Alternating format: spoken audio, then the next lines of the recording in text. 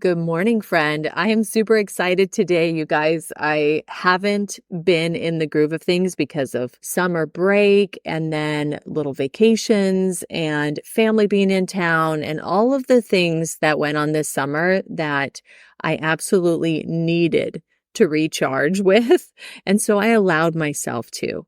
Now that we're back in school and things are getting back to routine and normalcy around here, as normal as it can be, I'm super excited to be able to just get on and record another podcast and be able to talk to you guys about something that's been on my mind recently. Today, I want to focus on emotional intelligence and what it is, and also why you, as an entrepreneur or as just a creative person that's trying to navigate all the things in life and do everything you want, while also feeling that balance, right? And being able to have your rest and being able to have time away.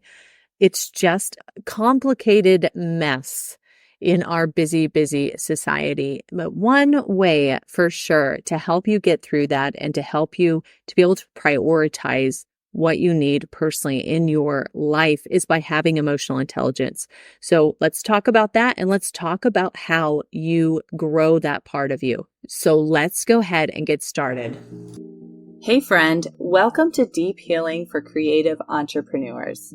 My name is Aubrey Barr, and I am a subconscious release technique practitioner and photography business owner. I know you are sick of ending your day feeling overwhelmed and exhausted, and you are seeking a solution to help you feel creatively inspired and actively engaged in your business as well as personal life. In this podcast, we are going to dig into any limiting beliefs or subconscious programs that are keeping you in a space filled with anxiety and stress. This work is not a temporary solution for your life. No. This is a complete transformation. So grab your coffee or tea and let's start you on the road to healing. And let me just say, you can do this, you are worth it, and you are meant to thrive in life and business. So let's dig in. If you're new here, welcome. Absolutely. I hope you find some knowledge and some encouragement in this episode today. For those of you who have been around, you know that I love to talk about this topic, and it's not something I would say I have mastered in all areas of life, but I can definitely promise you that I've taken my own experiences and my experiences with my clients, and I've came to a lot of really in-depth conclusions about how being emotionally intelligent reflects in your life, in your priorities, in your way of handling situations that come up. And that is by far one of the greatest things we can do, is to invest in something for us that helps us live our lives easier. You know, it's so funny. I have just ADHD. You guys know that. There's certain things that I'm not great at, and I absolutely can upfront say, hey, I am not good at that. And that's okay, because there's plenty of things I am good at. But one of the things that is really difficult for me is organization and being really in line with, let's say, a schedule, or, understanding how to lay things out so that it makes more sense to me. I recently started doing a program with some other people I met in the podcast world that also have a podcast. They're amazing. And I'll share more with you about them in the future. But for now, I'm going to say that they've really helped me start to lay things out. And when I can do that, when I could take this template of how to manage my money and the best ways to set aside certain amounts if I have certain goals, or, and this includes my husband too, it really has been this missing link between how I want to run my life and how it was just organically playing out. And so it made me think, a lot of people don't have the insight that I have when it comes to the emotional regulation, to being able to feel your emotions and move on with a problem and learn from it, most of all, so you don't have to go through the same learning process again. And so because that is a gift of mine, I want to share with you a couple things that I feel like gets overlooked. And I want you, as my listener and a friend, to be able to look at your life and say, okay, these are the places where I'm having issues emotionally regulating, or this is the area that probably is showing me I have some underlying trauma and it's affecting my life in these ways. So I want this to be super helpful to you guys, and I know it will be. The biggest thing that is going to get in the way of you being able to regulate and prioritize and all the wonderful things that come with emotional regulation and intelligence is being able to decipher between what is going on in your past that has caused you to be reactive to certain things in your life. So a lot of you that are listening are going to be in this phase of reaction. And that's okay. We've all been there. Everybody's been there. But staying in a state where you are constantly reactive to situations around you and you are likely not reacting in the best way. Maybe you feel anger. Maybe you feel sadness. Maybe you're uncontrollably crying. There's different things that come up where we're reacting to how we feel because we were not safe at some point.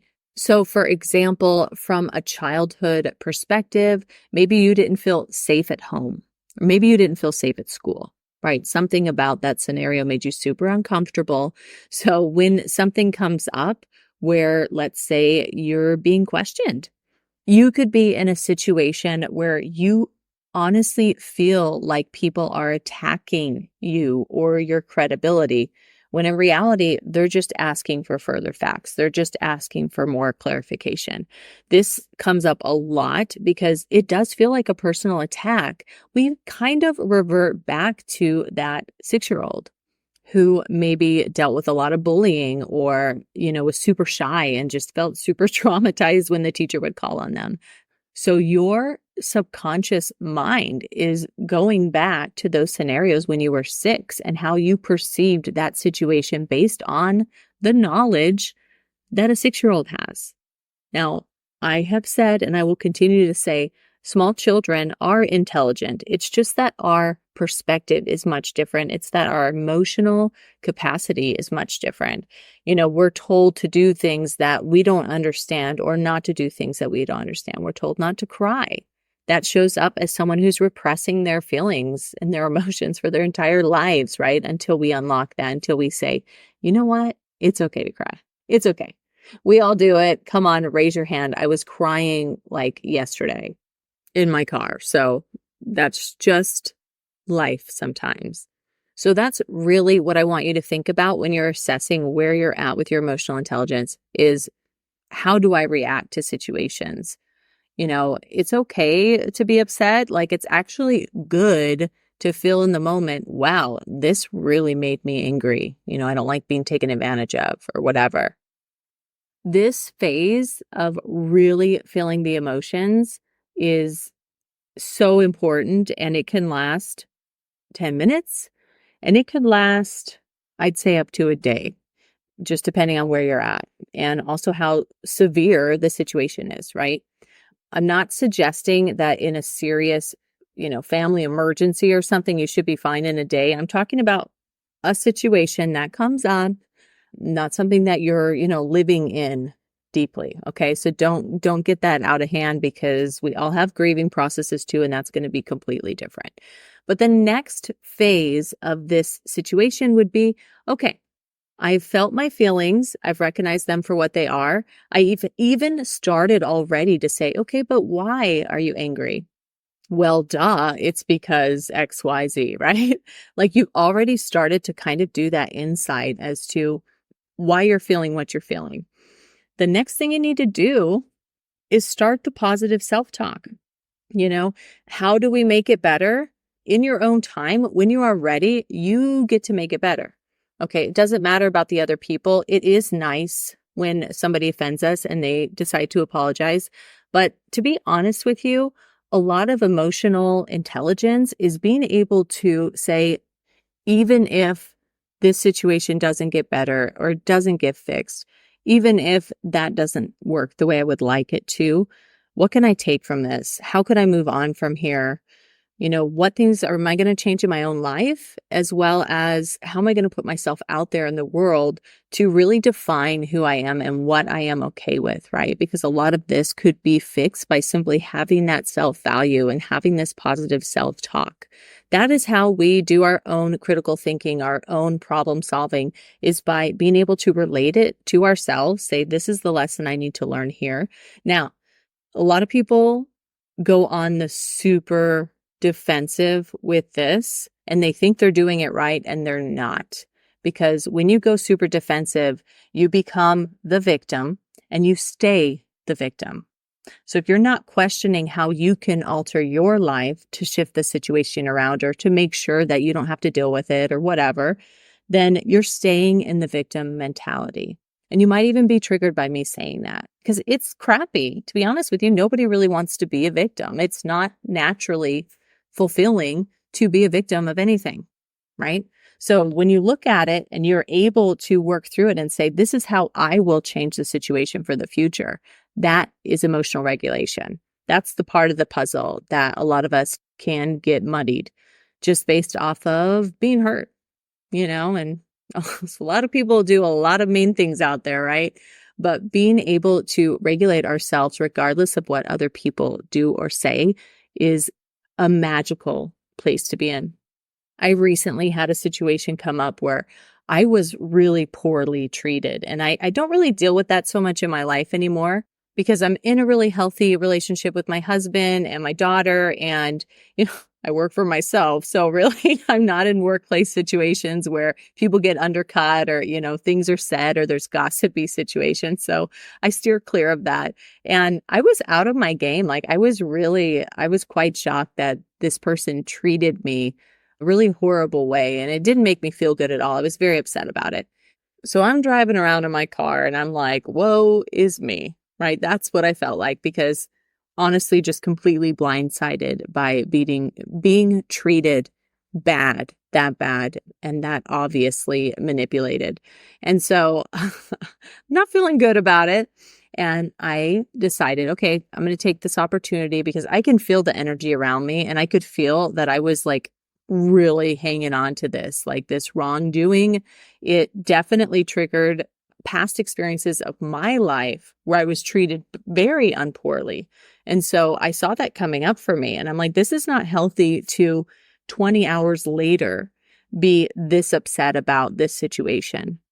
And so I said, okay, I'm going to say a prayer because I really needed to clean this energy out. And was my surefire way to connect back to my intuition, get a grip on things and clean out this energy without just straight up saging my Subaru. So that's what I did. And I laughed to myself because I having a conversation and I'm like, okay, God, if you could help me to get over this, because I can't hang on to it. I really couldn't. Okay. Because life has to move on. When I'm that dysregulated, I'm not really as great at my job. So I know it affects my work. Pretty much all of the jobs I do, it affects. So I don't like being there. And I was ready to move on. And I just simply was asking, like, what can I do to make sure that I can shift this energy out? I can release these bonds. Like it always feels like to me, there's an energetic grip hold on a situation. That's what it feels like inside of me. And I've seen it in other people too. So how do I release this death grip on this situation so that I can move on? I can be happy again, and love my life again. And I was thinking, if they would just apologize, if this person would just apologize to me, I would absolutely accept it. Like I would be okay with it. I just don't want to be treated that way. And I personally knew that apology was in order. And so I said that and immediately my thoughts went to, no, you forgive first. And this may be to you listening a very Christian standpoint, which is okay. I am Christian. I wouldn't say that I'm a perfect Christian. Why would I need Christ? But when I heard that, I immediately knew that was true. I immediately knew that being in a place where I am emotionally intelligent, I get to see that next part. And I know that holding on to this emotionally triggered situation was not going to help me at all in any way possible. And that is what I think we miss a lot of times when we want to hold on to it, is that we're not hurting the other person. We're hurting ourselves. Now, mind you, of course, some people really do want to apologize and they really do want to feel like, things are fine. And that's great. But inside, the amount of sadness and pressure that was being added into my daily routine was detrimental to where I like to live my life. I like to be in a certain standard. I like to move through the cycles of things without having this extra baggage. And so I knew in that moment that I had to forgive. And that may not be always the story with certain traumas in our life, okay? But understanding that you can go from being just completely upset to a place where you're like, wow, I have to move on from this and it's for my best interest. And then being able to go back to work, get my stuff going, take care of my family without feeling this cloud of sadness or whatever over me is so empowering. It is hard to even describe what that really feels like. Some of you know what I'm talking about. And sometimes it takes longer, that cycle. But that is true emotional intelligence. And I'll say one more thing about it. When you're in that space, you are less likely to do things to other people that cause emotional distress because you're more compassionate, you're more empathetic towards what that life looks like. That we all come into adulthood with some kind of trauma, either from childhood or generationally even, that hasn't even unveiled itself yet. Every single one of us comes with that. But those of us that can work through that and can find that emotional regulation, we have a better chance of leaving this world with people who are empowered, with friendships that do last forever, with relationships that are super compassionate, love-filled, and just endearing, right? That is, to me, the ultimate way to live is being able to emotionally regulate regardless of what happens to us in our lives, because crap is going to hit the fans, right? It is absolutely going to. And I just want you to know that you are fully capable of taking on these periodic situations in your relationships and in your life and in your schooling and in your work where you can come out stronger because of it. You can come out with this lesson. You don't have to relive things. People think that we are destined to relive problems with boundaries or not having enough money or, getting a divorces all the time, right? Like we think that that is just our life story and we have to relive it that way. And I'm telling you right now, that is absolutely not true. So now that you've heard some of this about how we can take in those situations and we can feel them, we're not going to avoid them. We're not going to, put them away in a little closet that we find in a year, right? We're going to feel them and then we're going to process them. We're going to use our positive self-talk. We're going to use our ability to critical think. We're going to put ourselves in other people's shoes and understand that they obviously are reacting emotionally because they're triggered about something that has nothing to do with us. When you are able to work through those problems, I can promise you that life gets easier. I can promise you that you reach your goals faster, that you're able to become someone that is a leader in your community in whatever way possible, that you're able to empower other people to become better people, to follow their own personal goals and their own dreams. So I'm going to encourage you today to do that. If you have any excess emotional baggage that you feel like you absolutely need to get rid of, especially if it's settling in your shoulders, in your neck, those are usually programs around not feeling loved when we needed to feel loved. I have my freebie. It's a 7-minute audio. It's me talking just like I am now and walking you through how to somatically release that tension and those feelings from your shoulders. You can get a little taste of what it's like to be on the other side of those traumas, to be able to release things that you didn't realize you were holding on to. So I highly encourage you to check that out in the show notes and let me know if you guys have more questions about this. It's like my favorite topic, as you can tell. And I hope you guys have a beautiful day. We'll talk soon. I hope this podcast spoke to you in some way. If it did, please go ahead and leave me a review and subscribe so that I know you're enjoying what you hear.